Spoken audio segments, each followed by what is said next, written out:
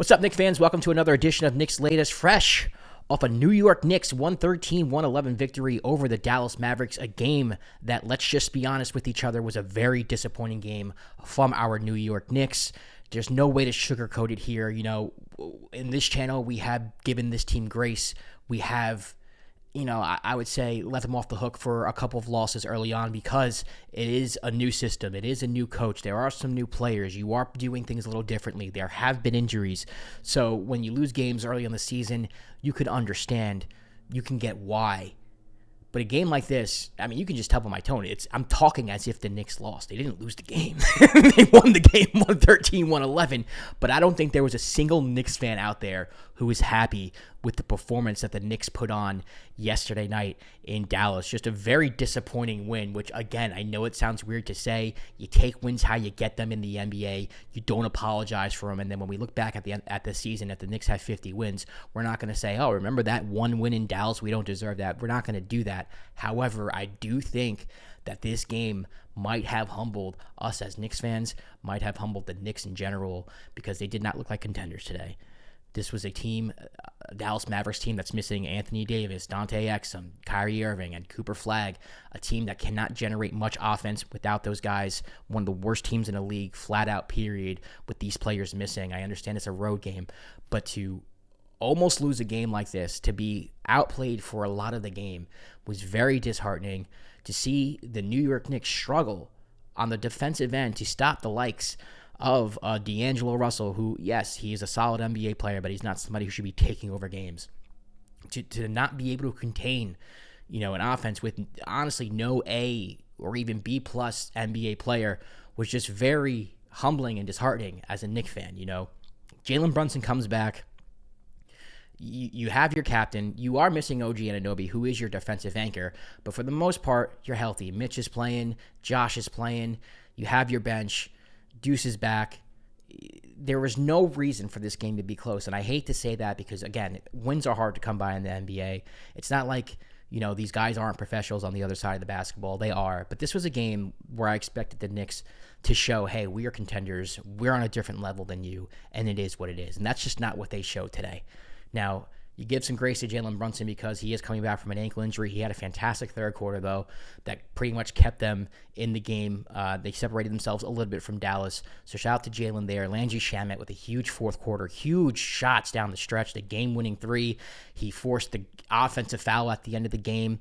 I wouldn't say it's a lot. It was the right call. I know the broadcasting team said that, Landry might have bumped him first, but there was a hook. So the Knicks kind of catch a break there on a game that could have been tied or lost, depending on if there was a foul call there.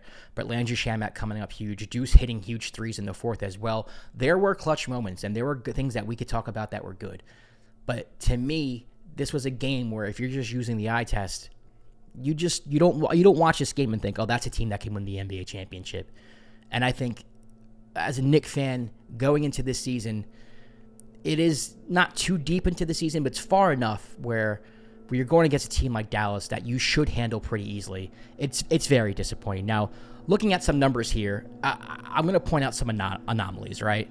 I don't think this is going to happen throughout the regular season. The Knicks shot 19 of 35 from the free throw line, missing 6 straight at the end as well to close out the game. That's typically not going to happen. That's something that's not going to happen every game. That might not even happen again for the rest of the season, not even close. Sometimes you struggle from the line, but there are other times where it's just ridiculous. Like Landry Shamet missing 2 free throws at the end. You understand missing those 2 free throws, but overall, to shoot 19 for 30, 54% from the line is their high school teams shoot better than that. Middle school teams that shoot better than that. To me, that's not so much a lack of focus. Sometimes it just happens, right? So if you want to take a positive take out of this, it's like, hey, the Knicks won a game in which they shot 54% from the line. This is an anomaly. This is not the norm. There's nothing to freak out about. This is not a bad free throw shooting team. Things like that just happen. Also, from 3-point range, 12 of 42. And it was worse than that before they hit a few down the stretch. Could not hit a three-pointer. A lot of open threes. Process was there for them in some parts.